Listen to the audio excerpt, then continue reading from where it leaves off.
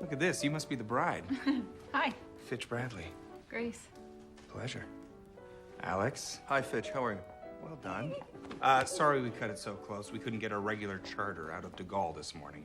And I cannot fly commercial anymore, right? It's the worst. Grace! Hi. Hi. I'm Emily. Oh, and your dress is amazing. I've been totally stalking you on Instagram. Oh, really? That's... We're gonna be best friends. Hi. Nice to see you. I'm so excited to be a part of your family. He will decide that, my dear. Helene, it's nice to see you. Brown-haired niece, you continue to exist. Ladies and gentlemen, it is 11:55.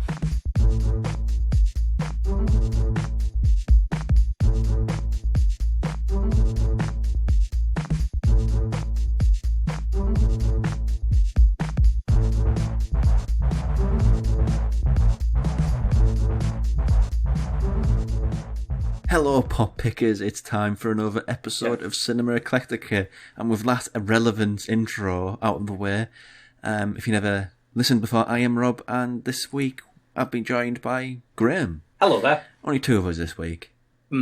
So this week we have, for me anyway, a long anticipated horror movie we want to highlight. I think it was the closing movie at 2019's Fright Fest, and that is Ready or Not. It's our film of the week, by names that need pronouncing.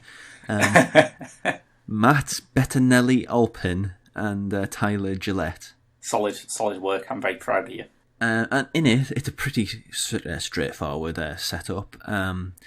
Samara Weaving is going to marry into a very well-to-do family. The family, let's just call them board game magnates. And when somebody marries into the family, they have this ancient tradition of you play a game. You pick a card from this ornate-looking box, and depending on what card there is, there's a variety of games. So maybe there's a version of this movie which is like Strip Baccarat or something. But in this iteration, the card that comes up was Hide and Seek, which is the one game which gets a bit stabby. Yes, yeah. And what happens is there's this well-to-do family with Andy McDowell, which is a surprise face among other people. Absolutely, yeah. And trying to kill Samara Weaving. And that's it, really. That's the basic setup, yeah. I think any time it introduces a new wrinkle into that setup, and there are a couple towards the end, it's well judged, but most of it is just absolutely basic, straight-ahead stuff. Yeah, and the thing about this sort of plot's been done a lot recently. I've seen at least two films this year that follow the same sort, not the same sort of setup in the plot, the same sort of setup in the sense of Blue Bloods are wrong-uns. Oh, yeah. And try to kill people who come into their territory, you know what I mean? I'm not going to give away the reasoning for this, but yeah, it's posh people are wrong-uns and they're trying to kill us working people. Yes. And in the case of the other one, which was Satanic Panic, which was another Fright Fest one, it was genuinely quite hateful. Because it was pretty poorly made, and the only thing which really stood up about it was the fact that the practical effects, the gore was very, very explicit. Yeah. Whereas with this one, I think it's a better movie all around. It's just a good movie that happens to have a plot which is adopted by a lot of bad movies. Yeah, because, I mean, I'm not reflexively against slow burn horror or elevated horror or whatever terrible subgenre name it's got this week. But sometimes it is a pleasure to see someone just do a straight down the line 95-minute horror comedy where the social and political subtext is played for laughs, and there are some very unpleasant kills and some memorable characters, and just seeing the basic building blocks of the genre done well reminds you that this is still fresh stuff if you do it right. Oh yeah, I mean that's the same of anything really. But yeah, to use a musical analogy, some recent horror films have been worryingly close to prog rock, and this is just three-chord punk. It's not sophisticated, but it's really great fun. I think it's made a lot better by the cast. Samara Weaving is excellent. She has a real sort of... I hate using the term because it's always so reductive, but she's a feisty final girl. However, in the case of this sort of genre thing, usually the rest of the cast is pretty damn awful. Where in other sort of versions of this movie, all of the antagonists are just that sort of one-dimensional antagonists. They're all out to kill our hero. But in this, there's reservations there. That they're very reluctant about having to do what they're being forced to do by a tradition, so it makes it a little bit more relatable and just posh people bad, lead girl good. I like that there's a sort of dynamic about the blood family members all kind of jockeying to be the father's favourites. Remind me strangely of the Trumps, really. Everyone wants to be Ivanka, but no one wants to be stuck in that Eric zone. I never thought of it like that, but okay, yes.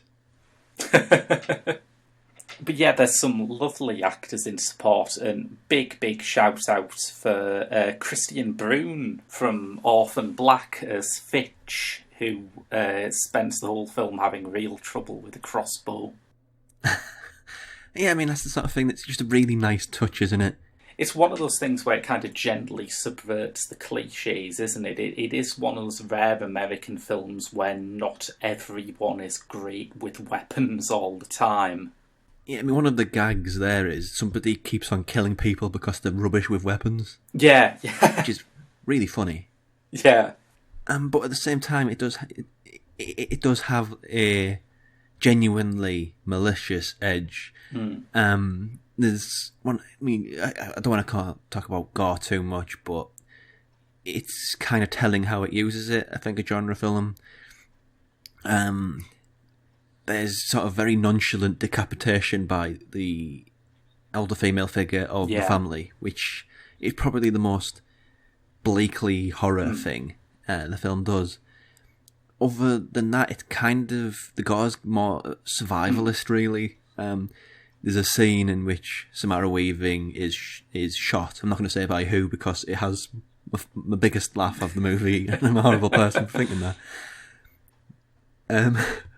But she climbs out of it using the wound in her hand. Yes, which is horrible and grisly, but at the same time, it's not gore horror, if that makes sense.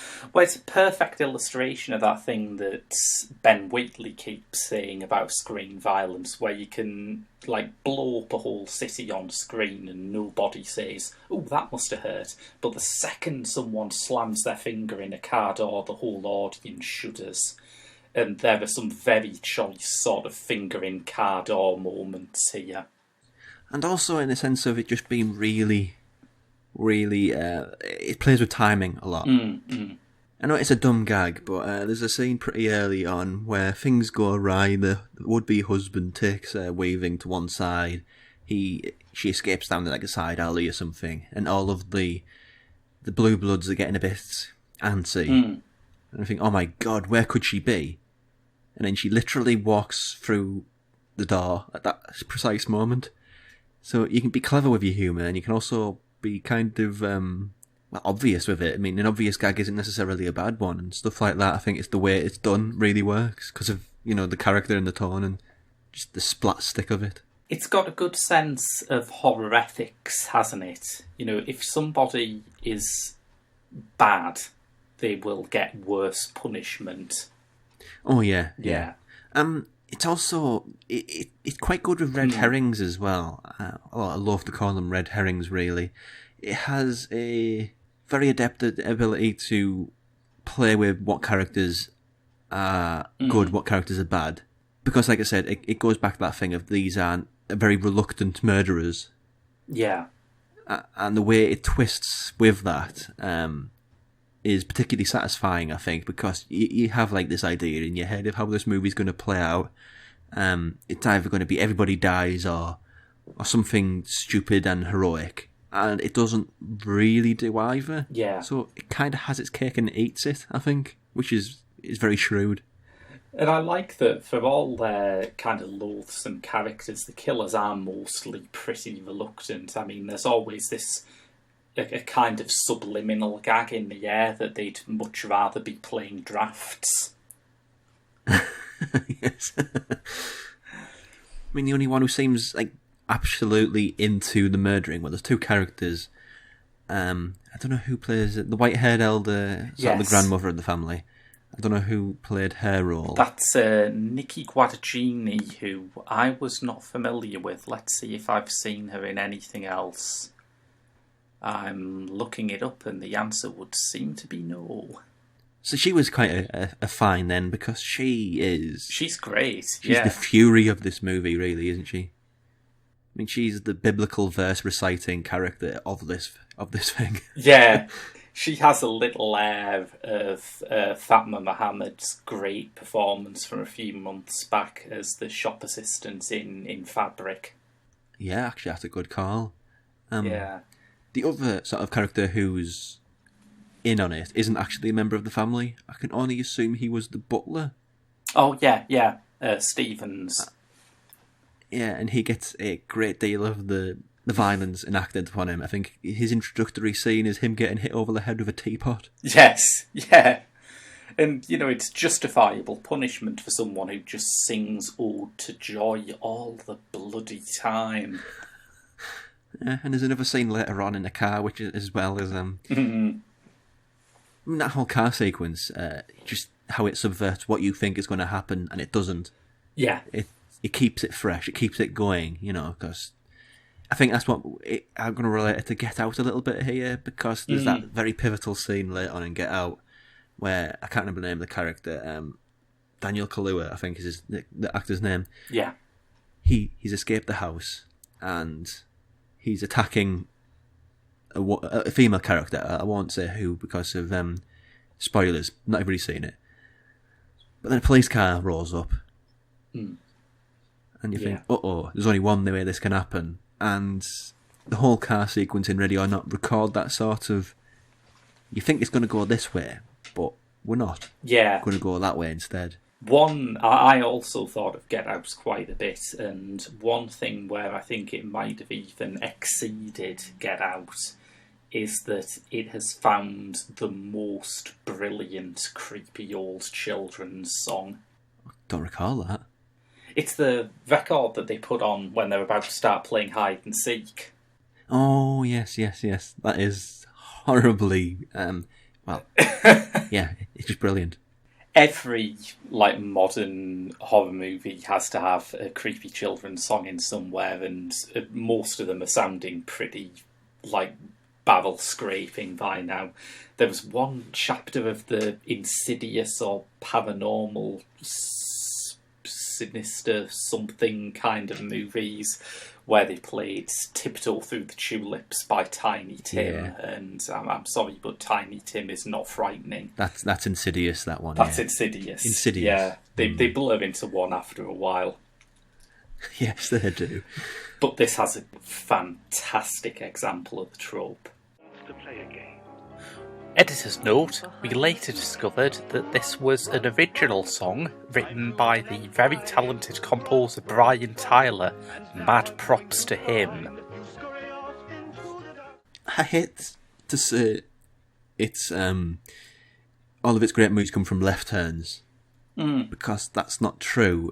It's also remarkably character driven. Samara Weaving she does everything that she possibly can, but she's not much of a character. She's just trying to survive. Her one-liners are great. She has a great command of one-liners. The very last one, which obviously I won't spoil, it's just the best final line of the film I can remember in ages. It is indeed. But the most interesting character, I think, was Adam Brody. Yeah. Who's effectively his role in the family meetings kind of drunk brother. Yeah, and he does go through some real transformations that are kind of hard to talk about, but I think part of the strength of it is it's just one of those films where you grasp the characters as soon as you see them. And that's harder to do than people think. But as soon as Samara Weaving and Mark O'Brien come on, we think, all right, this couple, they're cute, they're funny, I like them, I'm rooting for them. And as soon as Andy McDowell comes on as this kind of waspish southern dame, you think, all right, I get this person too. And obviously these characters have bits added to them and they go through transformations, but I think there's a great skill in being able to introduce each character in a way that is emblematic and gets the audience up to speed. Oh yeah, it's incredibly economical storytelling, which I think if you're going to do something like this, like a very, very, very punchy 95-minute movie, you have to either forgo character development whatsoever or be quite economical and just express who each character is through what you see and how they act in certain situations. And here, it's definitely the latter. Yeah, you've got to be good to do that, I think. There's another version of this movie, really, which is basically don't bother giving him any character development whatsoever. And that was You're Next, which is basically like almost a carbon copy for this, really. Yeah. This is better than You're Next. Because they're both from the same kind of VHS talent pool, aren't they? This is the directors of this are from that group Radio Silence, who did one of the shorts in the original VHS, and I'm pretty sure Your Next was a VHS alumnus as well. Yeah, Adam Wingard, that was, yeah. That was him, yeah. Who went on to direct Blair Witch remake. Oh God, I'd forgot that, yeah. Oh boy, well, we've all got to eat, I guess. Kind of a hard end of a career. but it feels like I'm a bit of a Philistine, really, because when you talk about horror in 2019 or 2018 or whatever, it feels like you have to talk about the big, important, dramatic one. So this year, I guess it would, at this point anyway, I'm hoping the Lighthouse absolutely blows it out of the water, but that's not yet. But at this point, it's Midsummer. Midsummer is the horror movie of 2019 that you have to love the most because it's the most, I guess the way it's been sold is intelligence? Yeah. And I think, what Ready or Not has is it has intelligence, it has subtext, it has character development, it has, this very economical writing. But it's all in service of making things something that is full-on great fun. One minor thing that I think it doesn't really affect the quality of the film in any way, but it is, I guess, a piece of evidence of the strange new world that we're entering here. This 18 certificate film was technically distributed by Walt Disney Studios. Whoa! The Fox takeover is going to make things very weird for a very long time, I think. I can't process that information. I'm very sorry. A Disney movie has a, I say, under 12-year-old boy being punched in the face as hard as they possibly can. That's odd branding. Although more of Disney's films should have that happen in them. Yes, it certainly should. I think the one thing that we've mentioned but not really given proper due to is Samara Weaving's lead performance, which feels like a star-making moment. Yeah, I mean, she is Hugo Weaving's niece, so that name does have some sort of credit. I keep forgetting this. It's such a weird fact, but yeah. Like the world's most famous Nigerian actor, Hugo Weaving. Yes, he is. He was born in Nigeria, but he's Australian, so that's yeah. But her, Samara, she was in that Netflix movie. Was it by McG? I think it was by McG. Oh boy, yeah, the babysitter. Yeah, I forgot about that. I knew her mainly from her small but really entertaining role in 3 Billboards Outside Ebbing, Missouri. can't even recall her in that, if I'm honest. She's John Hawkes' love interest, the girl from the zoo. Oh, really? Wow, I forgot about that totally. That's her, yeah. But in this, I don't know how... Yeah. I don't want to use any sort of, like, cashy internet terms, but... there's a real fire in the performance, really. It's so easy to be, I don't like the situation, I'm angry. And many films have done that, and there's no real... You can't really relate to that in a lot of the cases. But in this one, I don't know. It feels like somebody who you know who could have been going through the situation, and it feels more real and relatable in that way, and she really brings it to life. I don't know. I'm just spitballing because I can't quite picture or express what's good about this performance. I just know it's a good performance, if you know what I mean. No, I think that's a hard cosign. I think one of the things that she has is that it's possible to have fun watching her in a bad situation. There's never a point where she, like, ironises what her character's going through or winks to the audience, but there is some sort of character continuity in it where you're thinking, oh, this is the fun girl who we saw at the start, and now she's going through a hard spot, but it's okay, she'll be fine. There is just something very reassuring about her sense of humour and her screen presence, I think. Yeah. It would have been very easy as, the quippy one-liner, the sarcastic quippy one-liner, which seems to be very popular, as a sort of a hangover from Joss Whedon's style of writing. Yeah, it's very Whedon-y, yeah. Yeah, but it doesn't do that, and it also doesn't go the opposite extreme and just make her completely traumatised in the way that Naughty's horror movies did. It's tonally, I think, a very well-balanced and rich film, and she's a huge part of why that works. I think as a closing remark, really, I can't recall the last comedy horror which I would happily put in the canon of greats before this. I genuinely can't remember what it was, but this definitely deserves to be up there.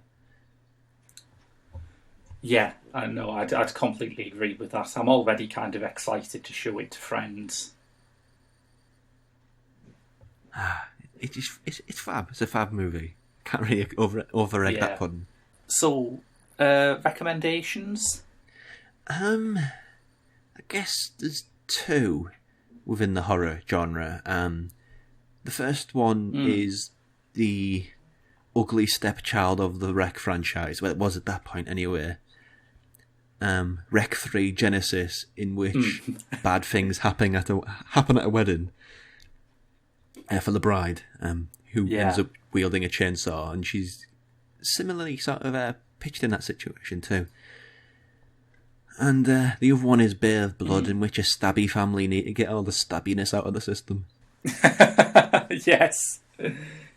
Yeah, that's a fair point.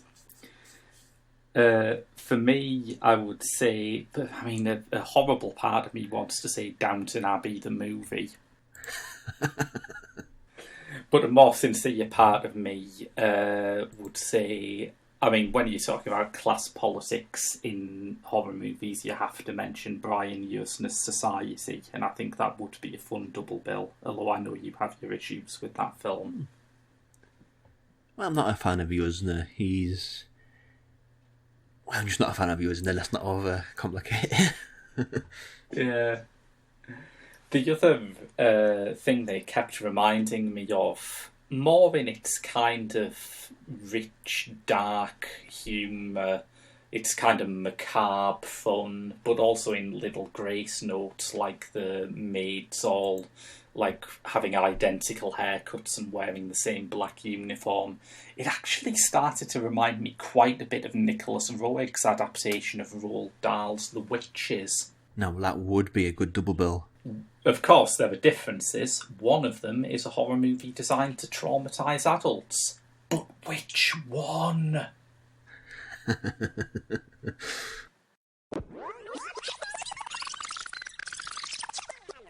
Hi everyone, this is Rob from the Geek Show Podcast Network, here to tell you to tune in to 4Panel, the Geek Show's dedicated comics and manga show. Every week we've got the latest news and we've got reviews of all sorts of stuff. Tune in to 4Panel every week on the Geek Show Podcast Network. Hi there, I'm Robert Rankin and you're listening to the Geek Show. Oh yes. So, if you're enjoying what you've been listening to on this 224th edition of Cinema Eclectica, there's many ways you can help out or get involved. An easy and quick one would be to go on wherever you get your podcast, give us a rating, or just share us with your friends. Whatever gets us out there and makes us more visible is great for the show. Alternatively, you can go to www.patreon.com/The Geek Show and give a few quid. Every penny helps out some very, very wise supermarket chain used as their tagline. So welcome back to the back half of the show. On the website, I have a written review of the new Criterion Collection release of Shock Corridor, which I'm very happy to report it holds up on a second viewing. Ah, excellent. Because this is quite a big favourite film of yours, isn't it? Yeah, I mean, I caught it about 10 years ago, something like that. And there's always a worry of revisiting things that you love, that you watch them back and you think, what the hell was younger me talking about? Younger me was an idiot. But in this case, no. It's actually a rather remarkable film in Samuel Fuller's filmography. Well, that links in pretty nicely because the film that I'm going to review now is the other half of Criterion's Sam Fuller duology, if you will. And it's the film he made straight after Shock Corridor. It's The Naked Kiss. I've not seen this one, but he's done some very cool things within noir. This is kind of interesting considered as a noir because it came out at that point when film noir was probably more unfashionable than it's ever been. You know, the classic 40s, 50s cycle had burned itself out. It was far too early for those 70s neo-noirs like Clute or Taxi Driver to come along and revive it. So it was just... It was a time when it was a pretty outmoded form of thriller. And what Sam Fuller does with it is pretty remarkable, really. I mean, I'd have to say that for a time, and that time was extending from the moment I started watching Sam Fuller films to the moment I saw White Dog, for a time this was my favourite Sam Fuller film. Okay. Watching it back now, I think it's interesting taken as part of a kind of duology with Shock Corridor.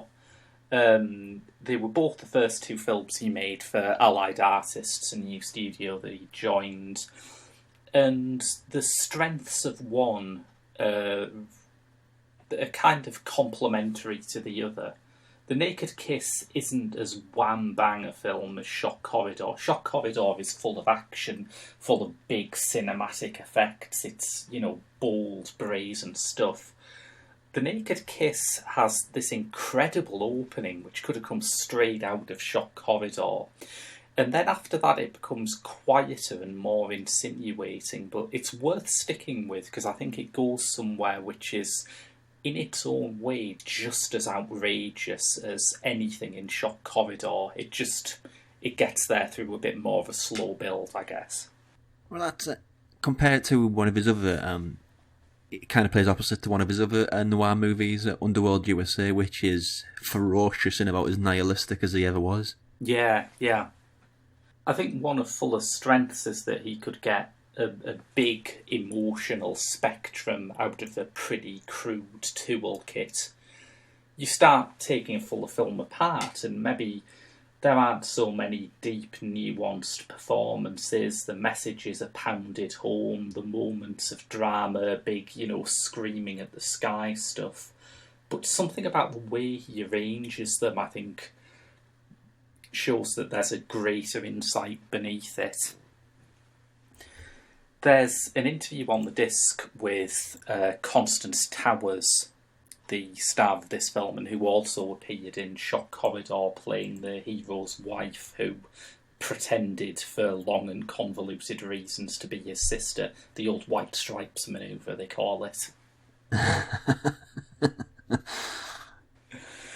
And she has the lead role here as Kelly, a former prostitute who is introduced in, as I say, this absolutely staggering opening sequence where she is battering the camera, which turns out to be the point of view of her pimp. And she just smashes it to this wild jazz music until he pitches over backwards, nearly knocks himself out when his head hits a table. He grabs her hair as he goes down and pulls it straight off. It's a wig and she's completely bald underneath. And she sprays him in the face with water, then robs him and runs out. It was quite a scene. This film was released the same year as Mary Poppins. But after this, she decides to move to another town and start a new life. And she adapts pretty well. I mean, she makes money fairly easily, even though she's abandoned prostitution. Fuller seems to be suggesting with this film that, like his great admirer Jean-Luc Godard always believed, that prostitution is just the most extreme form of capitalism, nothing more, nothing less. And she gets a job working with handicapped children. And her style is... I mean, it works, and Fuller does stress that she does care for her children, but it would be fair to call it tough love. We've laughed at the mistreatment of children earlier on this show, so let's do it again. There's a moment when a kid on crutches hobbles across the room to meet her and just sort of looks up expectantly at her, and she just sort of looks back at him and goes, "Do you want a medal?" Oh, no.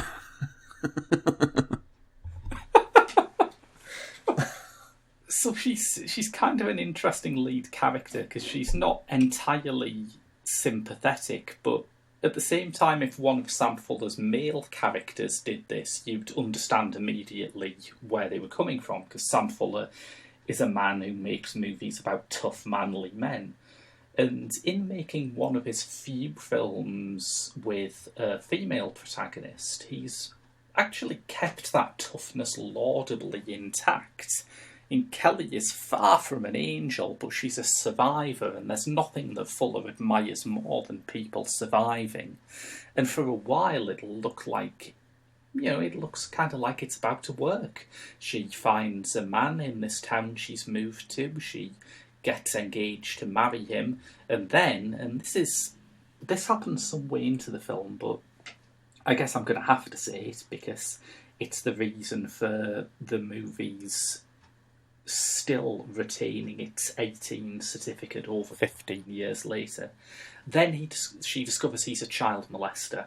Oh, wow, that's tough for the era. I know, right? And what I think interests Fuller about this, other than, the chance to dig around in a subject that nobody else is covering, which was always one of the things that really animated him, is the chance to talk about reputation and how crowds determine reputation. Once it comes out that Kelly's a former prostitute, it doesn't matter what she's saying, it's clearly untrustworthy because of her past, but we as viewers know that she did bad things to survive, while her husband did bad things just because he enjoyed doing bad things. And I think this is where that nuance that I said that Fuller was able to conjure up out of quite pulpy material comes in. For all the characters in The Naked Kiss are very archetypal, the way they interact is still full of insight. I guess it's about the spaces in between the characters where his real genius shines through. And it's a fantastic looking film, as on top of everything else. It's shown off very well in this Criterion restoration. There's a lovely interview with Constance Towers where she is clearly incredibly proud of the film and incredibly proud of how they got away with broaching these tough topics while still under... I think this was slightly after the Hays Code ended, but there was still a certain level of unease about, sneaking content like this into American motion picture. There's also a French TV interview with Fuller from the 1960s where he talks about the naked kiss and shock corridor, which is amazing. I mean, it is the Frenchest interview ever. It is edited like sort of mid-60s Godard with sort of big snippets of like loud music that cut out suddenly and on-screen captions that fill the screen. There's a wonderful bit where a caption like blares the word politics, and then it cuts to Fuller just waving his cigar around going, "No, I don't much like politics." And then it just goes to the next subject. That's the whole of the conversation. Best extra. It's so cool. But of course, he is a fountain of stories. He is a man who made these films because he had lived a life. He has an anecdote about working, like when he was a child, as a sort of runner, I guess, just a sort of helper boy on a newspaper. And he says that his editor was old enough to have covered the unveiling of the Statue of Liberty. Oh, wow. You look at someone like Sam Fuller and you think, how could someone who have lived this life not end up just making the most wonderful movies? And of course he did, and that's out now on Criterion, and I hugely recommend it. Not least because, actually, as one last thought, a lot is said nowadays about the death of physical media, but these Criterion Fuller Blu-rays are beautiful objects to have on your shelf, aren't they? Yeah, I don't know whether it's the same with yours, but it's... Oh, what's the name of the artist? Daniel Close, is it? Daniel Close. That's it, I was nearly there. But the case is beautiful, and the extras. I remarked in my review of Shock Corridor how it may be my favourite background in a options menu in a Blu-ray ever. It's just beautiful. And if that sounds like a very specific thing to remember, trust me, once you see this, you'll understand. Yes. Excellent stuff. The shock and shame story of a night girl. Starring Constance Towers. The Naked Kiss. A motion picture not for the squeamish, but powerful entertainment for those who enjoy reality in the raw. When I came to this town, I was a prostitute. Next morning, I quit. Those bonbons aren't there just to serve drinks, you know. I know.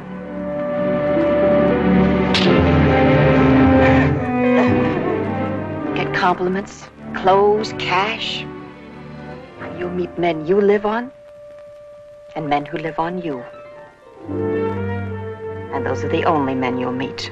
The Naked Kiss. When a woman bears what she really is.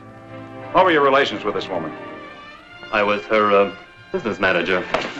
Darling, when I ask you a question, I want the right answer!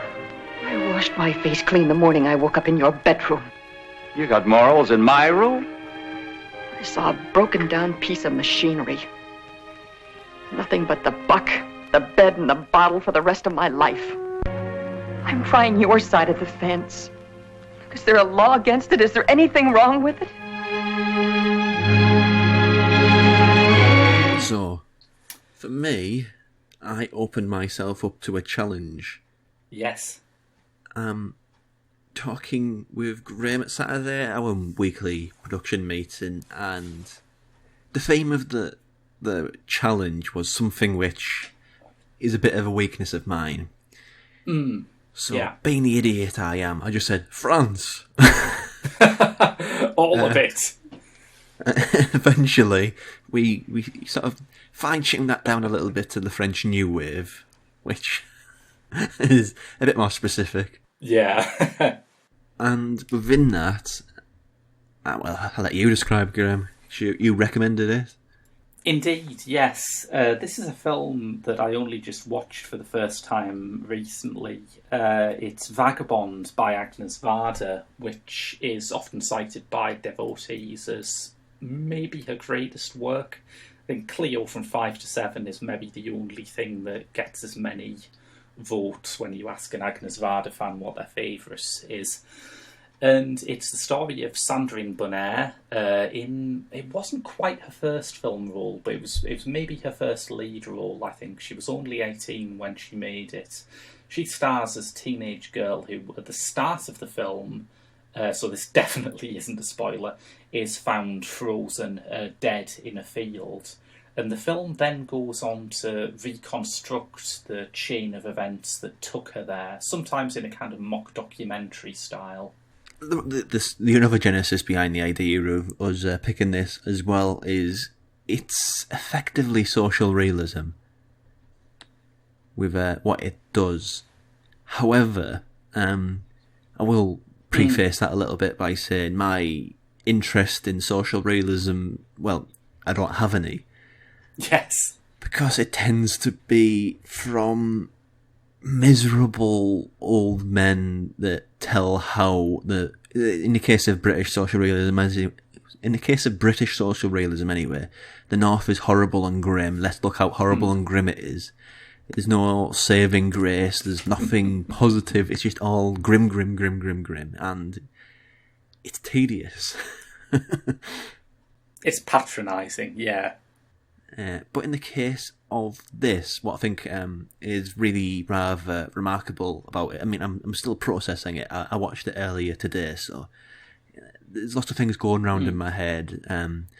But the most immediate sort of thing to come away from it was, you could say this is social realism in the same way, but what's different is the intent of the director. Agnes Varda, I mean, this is only the second movie that I've seen, so I can't say this is sort of a consensus thing of her more narratively driven stuff, but she cares a great deal about her characters. She respects them as people, not just ciphers to say how bad things are. And that relates to some really rather fetching moments, because this isn't so much like he is a plot, watchers go on this plot and zig and zag all over the place. It's more of a series of vignettes, of incidences. And there's a scene towards the end where she's not doing particularly well, but she turns up at a house and she just gets drunk with an old woman. Yeah. And that scene is just, it's possibly full of more life than every single British social realist film I've ever seen. Just her and this old woman. Yes. I'm so glad that you singled that one out, because I do agree it's great and it offers like a lovely piece of respite as the film gets darker. And that old woman wasn't an actor either. Oh, wow, really? Yeah. Very impressive. But another thing is, it's really bizarre because it's not a documentary, but everything about it feels like a documentary. The way it's shot, it's not like a particularly good-looking film. It has that sort of TV cameras like on tape from the 80s, so it doesn't feel massively cinematic, but that is a choice, a creative choice, I think. But beyond that, it's just the way every shot has been blocked, the way every shot works, the way the actors move around, the fact that the camera is pretty static for a lot of it. It just allows the scene to unfold. In the classic way that a documentary film is sort of presented, it's observing things. It's not doing anything flashy to get in the way. It's just letting this canvas be painted as you observe it in front of yourself. But similarly, it has this sort of weird fourth wall breaking aspect to it, where there's no real sort of rhythm or rhyme to it, but every so often it will have a little interlude, a little bit of conversation with one of the people that she met along the way, which gives it this feeling of, that's the sort of a thing you'd get in a documentary where people recount their experiences with what it was like to be with this person at a specific point in their time, but also it blurs the lines. It's really quite a clever and shrewd trick, I think.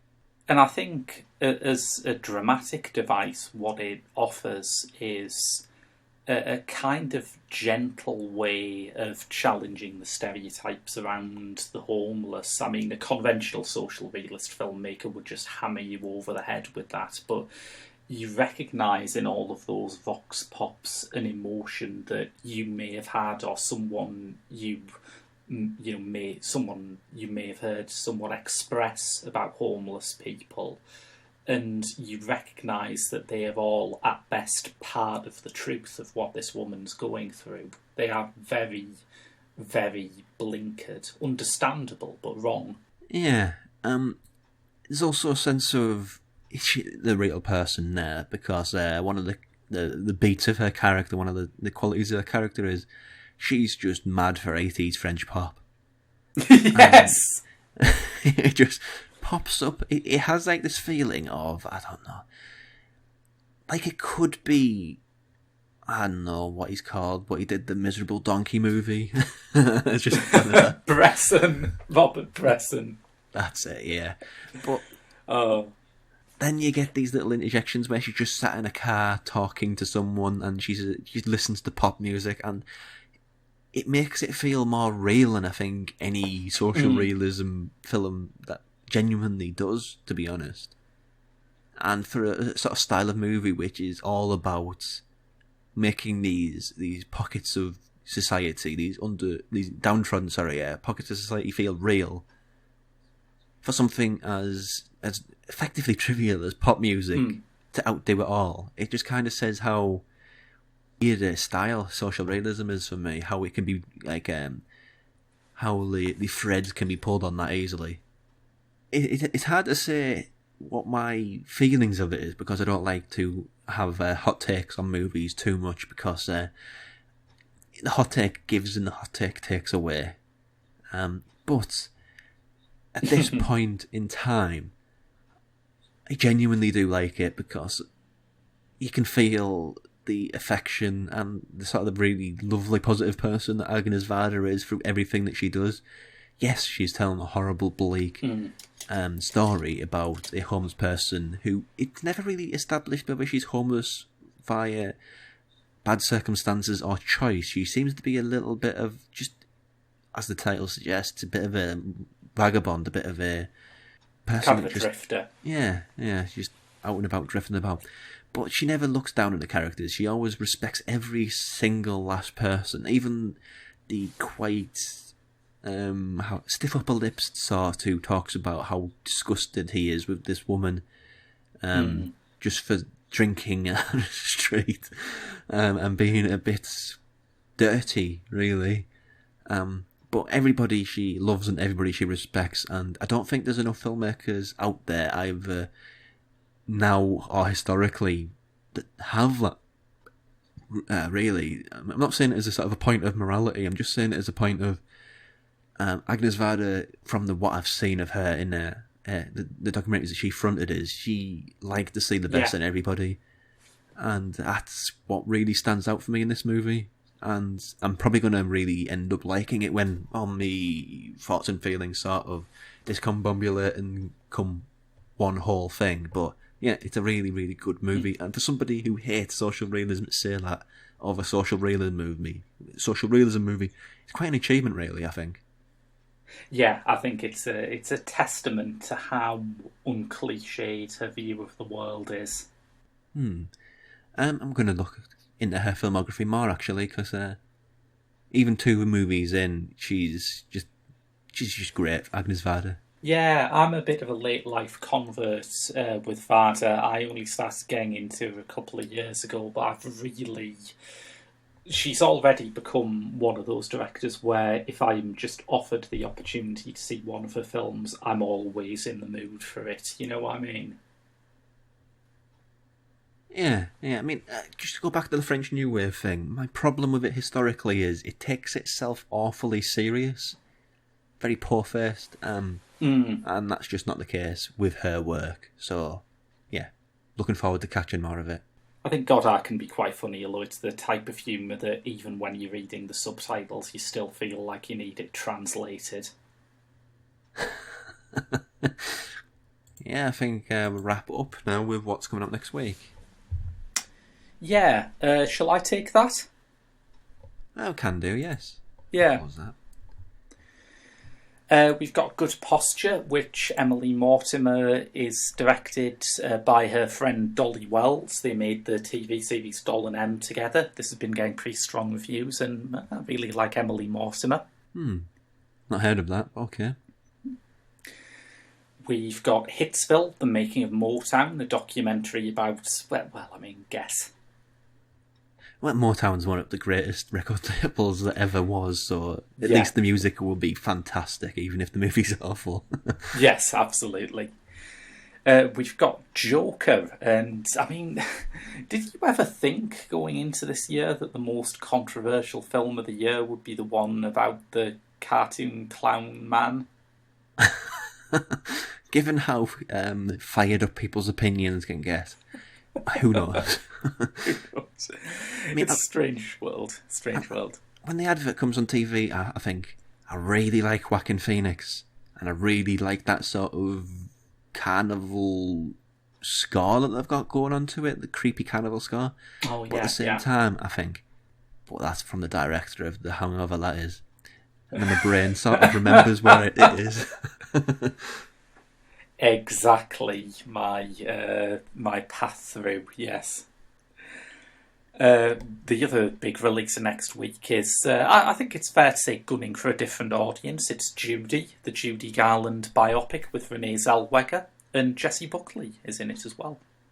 She's been getting a lot of press, hasn't she, Renee Zellweger? Yeah. I mean, she vanished, yeah. Oh, it's nice to see you back. It feels like it's been a while. Oh, yeah. I think she quit acting for a little while. I've not got my history right, and it's probably wrong, but there we go, I'm going to say it anyway. Yeah. A couple of Chinese releases out. We've got The Captain, which is also known as The Chinese Pilot. It's Chinese. Directed by Andrew Lau and starring Zhang Hanyu. And we've got The Climbers, directed by Daniel Lee, starring Ji Zhang. Andrew Lau. We've also got... Andrew Lau was he co-directed Infernal Affairs, so he was like one of the stars that have a lot of in China, where he acts and he's a big pop star. Oh, so, right. So to have him, I know he's not back in the director's chair, he's directed other things, but to have him in a sort of decent cinema release in the UK, it's interesting. Yeah. Finally, one last smaller release. We've got Adrian Panek's post-World War II Polish horror film Werewolf, which I believe Aidan is working on a review for. Don't know if that's written or on the show. I think it'll be written, but that'll be coming your way soon. So I think in the words of Special Agent David Bowie from the Twin Peaks movie, we're not going to talk about Judy. Next week's film of the week is going to be Joker. Yes. I mean, I'll catch up with it eventually, but I'm not going to be on that show because, you know, I don't want to watch it now. But yes, we'll see which side of the enormous chasm that has opened up over, and I can't stress this enough, a movie about a clown from a comic book, we fall on next week. But until then, that's been your lot from Cinema Eclectica. I've been Graham. And I've been Rob. See you next week.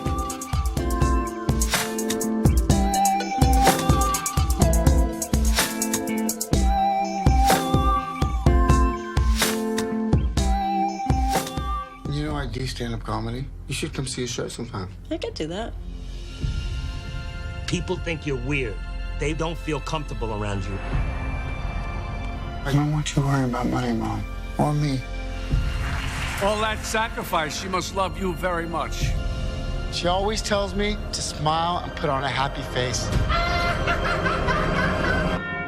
You're so funny, Arthur.